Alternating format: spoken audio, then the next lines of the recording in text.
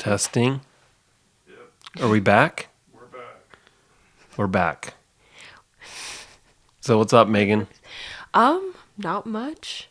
Hey, I was thinking maybe we could do. We could find out if you. I just want to know if you discovered the secret since we last recorded. I would say, Or here's another way to think about it. What was your secret this week? Did you have a secret to success this week? and I want to ask you, did you become an alpha male? This week? Yeah. Yeah. Well, I don't know. I'm gonna say that the secret this week, I mean, well, I mean, I feel like it's just like what I read about, but I feel like the biggest thing is like that I read about was imagination, but maybe that's just maybe that's a lame answer. Well, let's forget about all of that stuff that we recorded up till now.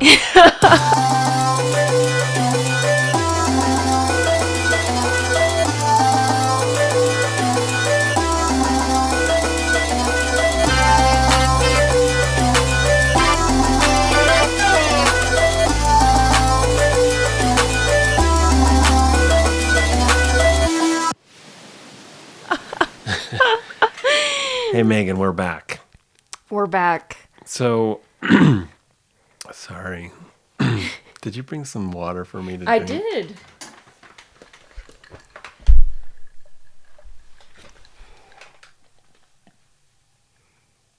Take 3. Take 3. Okay, we are back. We're back covering the next chapter Chapter 5. of Think and Grow Rich, which is about specialized knowledge. Before we get into it, I just want to say that there have been times when it's been harder to make a living, right? Yeah. So I don't want to be, I bet some listeners might think you guys are suffering from, presentism, like judging Napoleon Hill based on the standards of today. And it's probably in some ways easier to make a good living for the general public today than it was in his day. You could argue that it's less easy than it was a few decades ago, based on the shrinking middle class or the widening gap between the rich and the poor. But so I don't want to just be kind of cynical about, from a place of privilege. So I just want to put that out there before we get into chapter 5. Yeah. Do you have any thoughts about that? Yeah. Or I don't know about that in particular, but yeah, I did think this was an interesting chapter about specialized knowledge. I think there's some things I agree with and some things I don't agree with. But yeah, we can get into it. Let's get into it. It seems from the very beginning he's kind of down on colleges and universities and professors, right? Which is so interesting because this is a conversation I had with my dad a few weeks ago.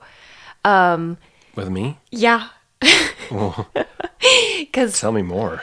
my dad said that, well, basically I was saying that your GPA doesn't matter that much, and let us know in the comments what you think about What that. your GPA is. What your GPA is in college. And my dad was like, well, blah, blah, blah. He was saying That that... doesn't sound like you. Yes, it does. He was saying... Okay, wait. You said that it doesn't matter what your GPA is in college? And I said, basically, I think that nowadays it matters less and less if you have a degree even, because there's so many jobs that didn't exist a few years ago just because of social media and influencing, and there's all sorts of different jobs that honestly don't really require a degree. And there are people who have degrees that aren't able to get better jobs because of that. That aren't or are? That aren't. Oh. I mean, and I'm just thinking of like one person in particular, so maybe that's not true, but I think that just because you have a bachelor's degree, that doesn't ensure you a good job or a higher paying job. But I might be wrong about that. But I mean, my degree is exercise science. There's not like a ton of jobs I can get because I have an exercise science degree. And I think I could probably get a pay raise. I'll let you know. But After you graduate? yeah. But I think that it matters less and less nowadays if you have a degree or not. And I might be totally wrong about that. But anyways, my dad kind of disagreed with me on that. Well, I mean, what are your thoughts on that? What did I elaborate on why I disagreed You just said with that you? like if you don't put in a lot of effort, well, basically your argument was that if you don't put in a lot of effort into a class, you can't get a referral from that teacher for other things, which makes sense, but also I think Whoa. It was that conversation? Yeah, it was. Whoa, that seems like a very tangential part of, like a peripheral point of that conversation. Well, yeah, but that Maybe was not. what you said in response to me saying that college doesn't matter that much. Okay. Well, why are you getting a degree? Well, I'm getting a degree mostly for self-efficacy because I feel like that is proving to myself that I can do something hard. And I think there is an aspect of people will hire you if you have a degree because they know that you are able to go through with something that's hard. So I mean, yeah, I have complicated feelings about it. Okay. Yeah, I mean, we covered a lot of ground. I'm trying to think what I should respond to. First of all, I would just say that grades matter in college if you want to get a renewable scholarship, for example. Oh, yeah, that's true. Or if you want to do a master's degree or a PhD. Yeah, but even then, you don't have to have amazing grades to get into a lot of graduate programs. Isn't it like you have to have a 3.0 for most? I don't actually know, graduating? so I'm kind of talking without actual experience or knowledge.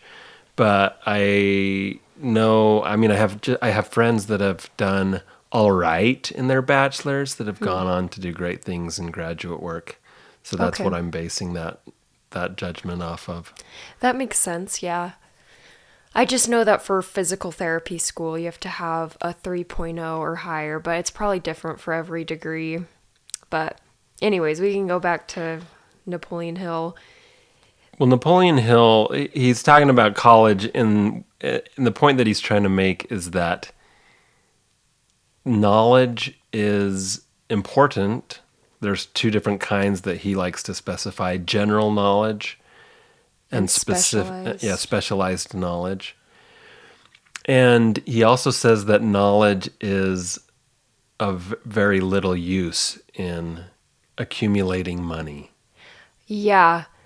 This is so interesting because I feel like I don't know what to say about this because I feel like you usually associate really smart people with making a lot of money, but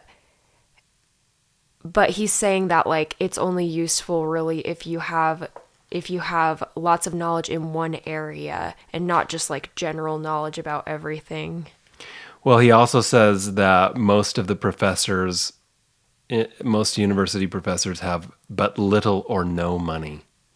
Yeah. I don't think that's true. Don't professors make like... He's kind of down on professors for sure. I would say this, that I read this as a young person in going to college, and it kind of gave me a little bit of TUDE, a little bit of attitude about like, you professors don't know anything. You don't know what you're telling me, so I'm gonna go do. I think there was a little bit of good in that it gave me courage to kind of pursue my own vision, Yeah. but also I could have been a better student. So if any of my professors ever listen to this episode, I just want to apologize I to thought them. you were a good student. I was a student with attitude. Okay.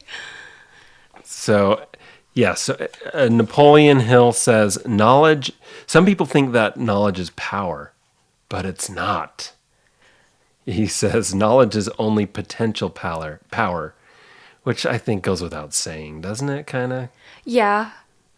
I think it's semantics. I think he's just trying to, be kind of tell us who's boss here, who's got the secret. Yeah. But he says that the missing link is knowing how to organize and use knowledge after we acquire it. Yeah. Do you think that's taught in college or not? I think there's definitely resources that you can have access to because I'm always hearing about like counselors who can help you with career pathways, and I haven't really utilized any of those resources. And I mean, honestly, I think some of my classes, they are very specifically like, oh, if you want to become like a sports coach, then you can do this and this. So I think, yeah, I think it just depends on what classes you're taking. Obviously, more general classes won't really do that, like your generals, but I think more specialized classes can. Well, I'll tell you, when I was in college, there was one class called the Business of Art class, or Business Practices. And that was like the class about making money as an artist. And the general vibe in the program that I went through was like, they were kind of down on making money as an artist. Huh. So I did think that was interesting, because that was something that I wanted to do, was to make money and have a career as an artist.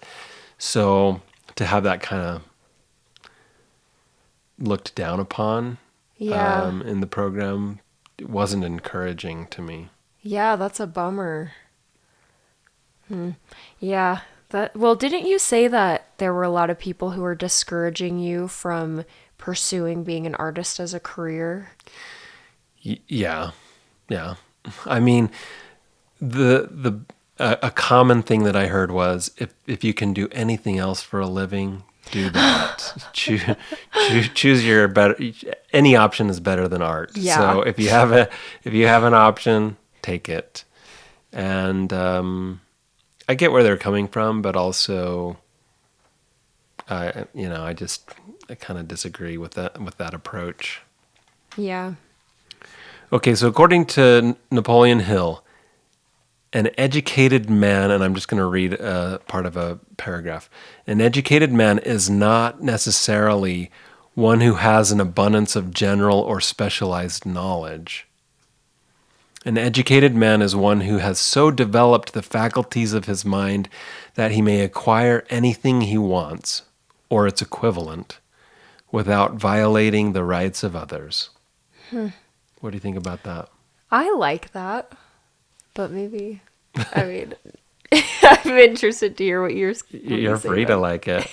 No, I think it's interesting. I really love that he included at the end without violating the rights of others. Yeah, I like that. Because, one of the themes that I'm interested in this reread of the book is reading it in the light of him maybe not being forthright or kind of, having had a lot of kind of scam after scam after scam background. Yeah.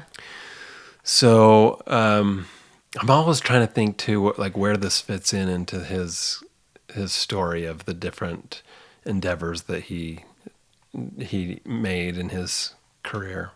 But I really do like that, without violating the rights of others. Yeah. That's something to keep in mind.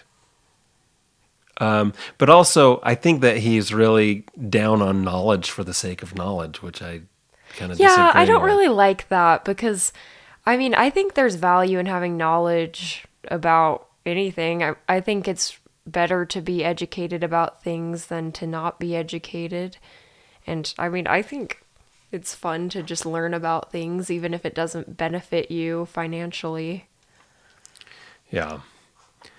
Yeah. So he talks about Henry Ford and how Henry Ford was in a lawsuit, and I guess he was actually suing for libel. Somebody else had called him something. And actually, I looked up Henry Ford libel suit and came up with something very different Oh, than what's wow. described here. But basically, they were grilling him. They were like, "Do you know this? Do you know this? Do you Yeah. know this?" And he's like, "Look, I've got a bunch of buttons on my desk. If I need to know any information, He was like, I have a man who will, at my will tell me all that information, and I don't need to know it. exactly, yep, I can press a button. The guy who knows that stuff will come give me the information I need." Yeah. He's like, why would I need to know any of that? So I thought that was interesting. It is true that knowing where to go to get information and knowledge can be just as useful as the knowledge itself. Yeah. And one of the ways that he says to get knowledge is through the mastermind group. Do you remember him talking about a mastermind group and I'm what trying to that is? remember. I know I'll remember once you start talking about it. But oh yeah, isn't that just where you have like people that you bounce ideas off of? Well, that is, yes. I mean, he's a lot more specific about requirements that make it a Okay. legitimate mastermind group, but it is gathering a circle of people who have the knowledge and are unified in a plan for you Yeah. to realize your goals. So, any thoughts about, let's see, let's just skim down through here. He says that Thomas Edison only had 3 months of schooling, quote unquote, during his entire life. He did not lack education, neither did he die poor. Henry Ford had less than a sixth grade schooling, quote unquote, but he has managed to do pretty well by himself. So, I mean, I get this. We point out like Steve Jobs dropped out, Yeah. right? Like so many of the richest people in the world dropped out of school. I dropped out of school. I'm not one of the richest people in the world, but I did drop out of school. I think a lot of these people felt like an urgency to get their idea going, Yeah. and school kind of felt like it was in the way or not directly applicable or not as helpful as it could be. What do you think about that?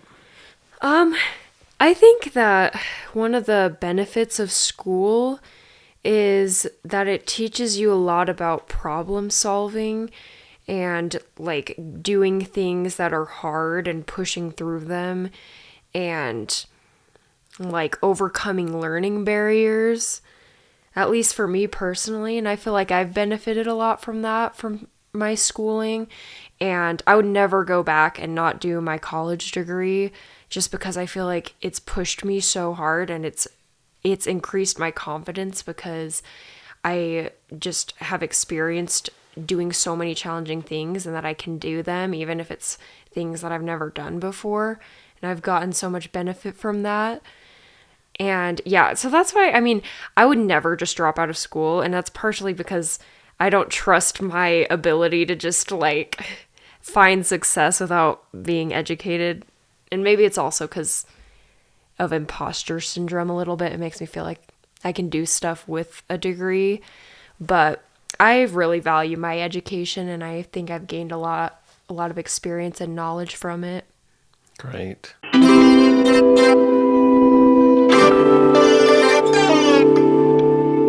So we are pausing the program to advertise for the J. Kirk Richards. So tell us about your stuff. Oh, thanks, Maegan. Well, I've got an art gallery in Provo, Utah. It's a community art gallery. We have new shows every month. Probably have about between 12 and, well, our biggest show we have, dozens and dozens of art, like almost 100 artists participate. So lots of cool shows. Each month it's a new theme. That is called JKR Gallery. You can find them on Instagram at JKR Gallery. I also have an art academy where artists can come and kind of hopefully up their abilities to kind of use it as a stepping stone towards a career. A lot of the artists are interested in moving up into semi-professional or professional status. So you can also find that on Instagram at J. Kirk Richards Studio Academy. At J. Kirk Richards Studio Academy. And that's it, yeah. And then I make art. You can find me at J. Kirk Richards on Instagram. That's where I post a lot of the projects that I'm working on. Awesome. Thank you, Kirk. And back to the program.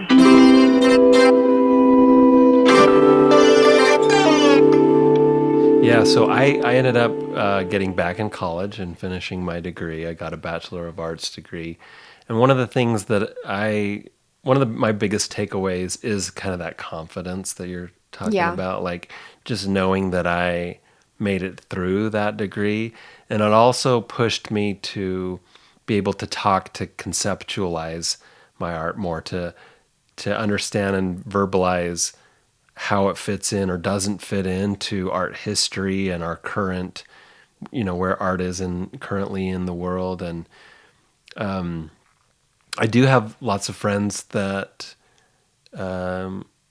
dropped out or just kind of like dismiss the value of an art education or a college art education, and they're doing all right in the art world too. But I just really appreciated being pushed a little bit more on conceptually with my work. Yeah. You know what I'm saying? Yeah, for sure. So Napoleon Hill says, to a large extent, your major purpose in life, the goal towards which you are working, will help determine what knowledge you need.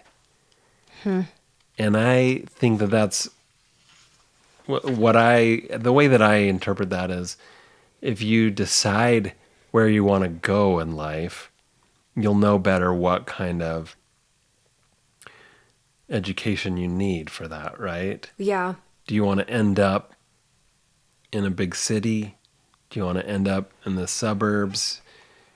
Do you want to do do you want to be an architect of big modern buildings? Do you want to do, an architect of homes in the suburbs? There's a lot of options that even within a single field, but where you go to get your education, the path that you take can land you in specific places. And so to kind of begin with the end in mind is a good idea, if possible. Now, some people just don't have that end in mind. And that's another thing I think is good about college, is that if you don't know what you want to do, you can just go and take a bunch of generals.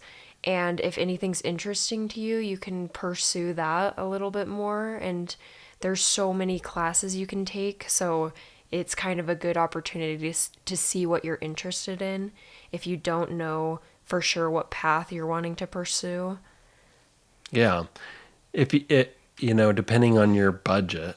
Yeah, for sure. You might not want to go to a really expensive school and go into a lot of debt.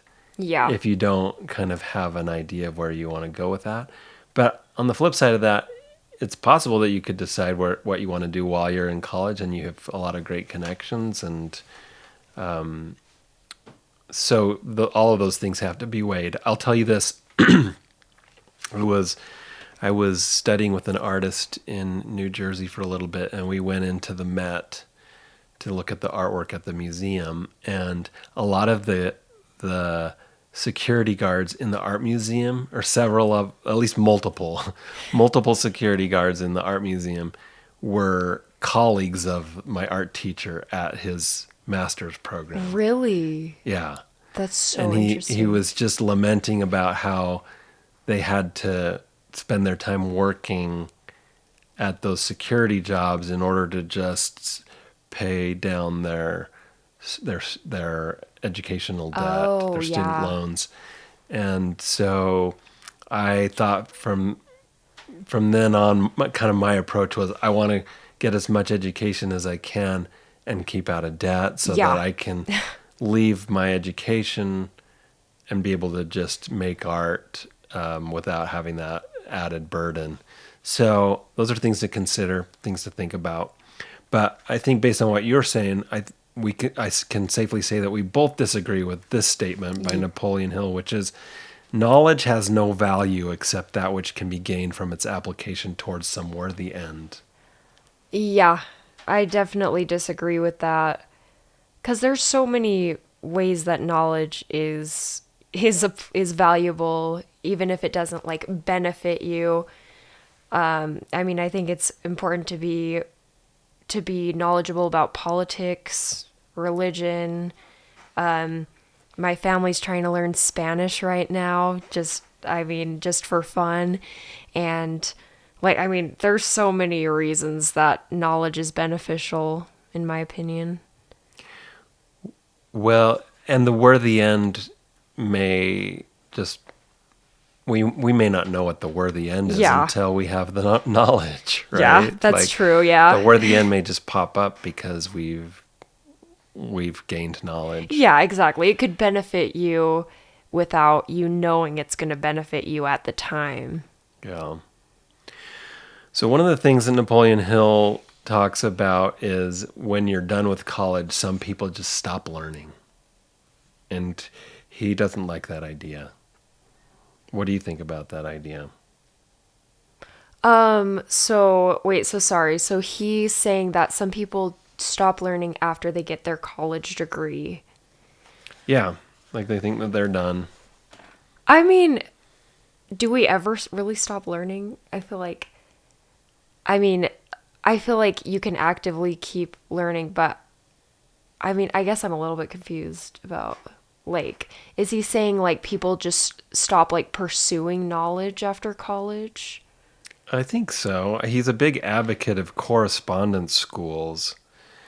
Like, So like, what do you call them? it's almost like online adult learning or Certifications. something, post degree. Huh.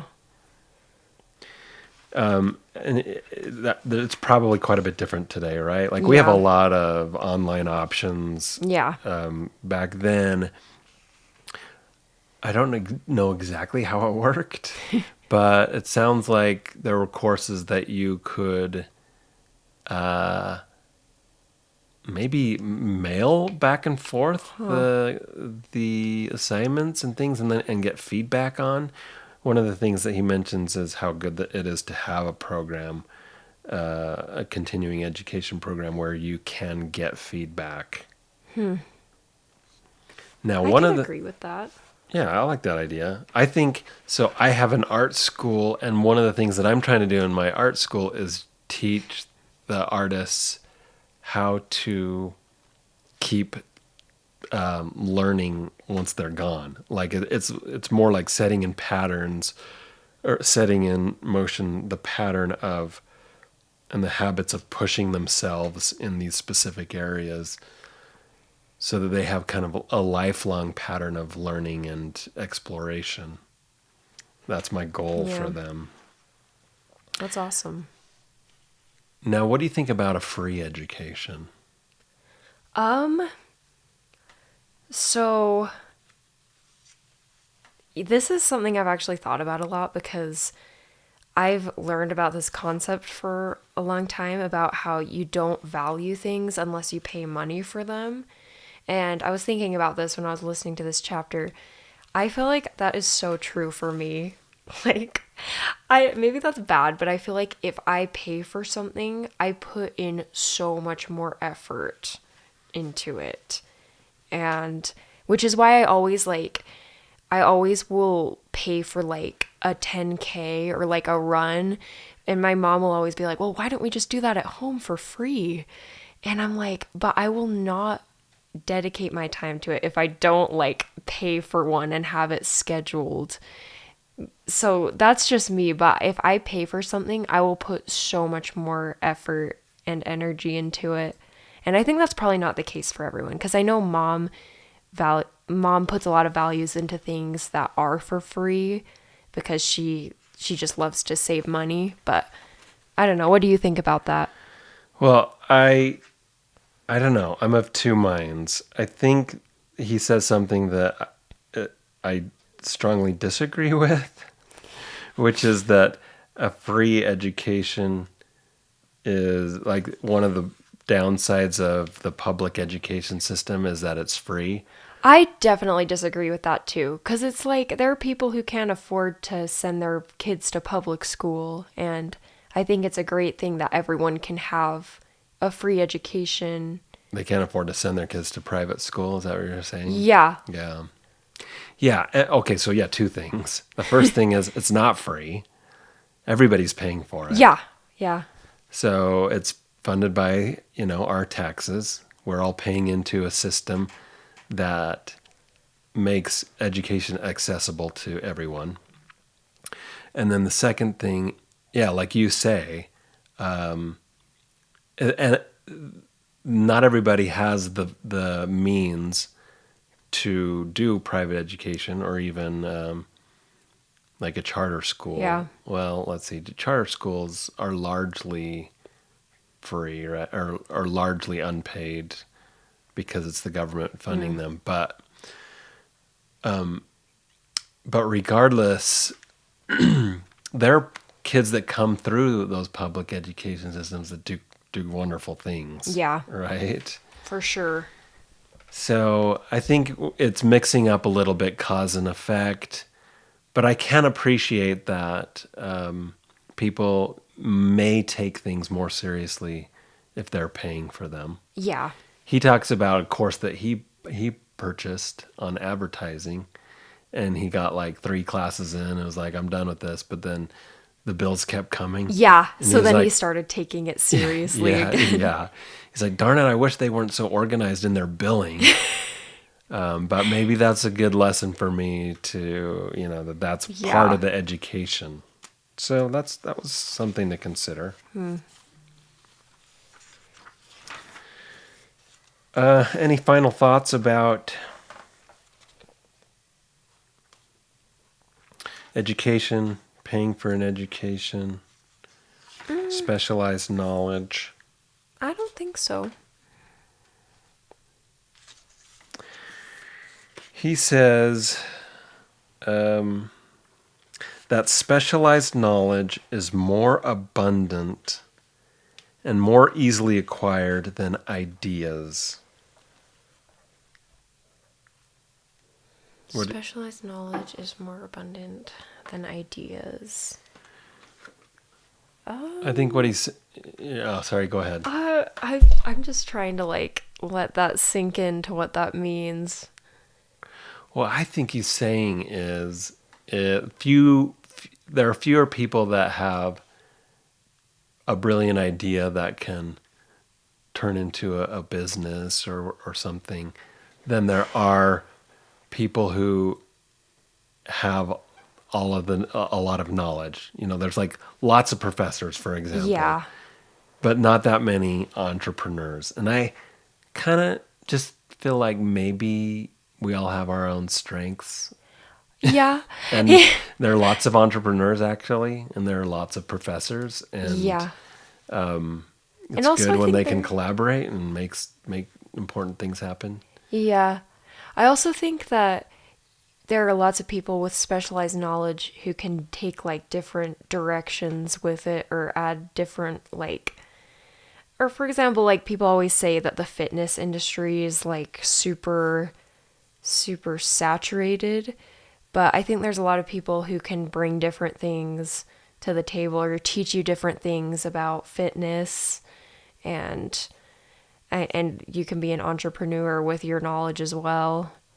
So, I don't know. Right. And there's nothing to say that you can't be a professor with a great idea. Yeah. That makes a fortune on this, outside of his or her or their salary. Yeah. Right. Definitely. So that's an option as well. And yeah, I don't know. Yeah. Well, that is specialized knowledge, I think. One other thing that I have to laugh at a little bit is this sentence right here. Truly, there is something to the idea that hero worship is helpful, provided one worships a winner. Oh my gosh.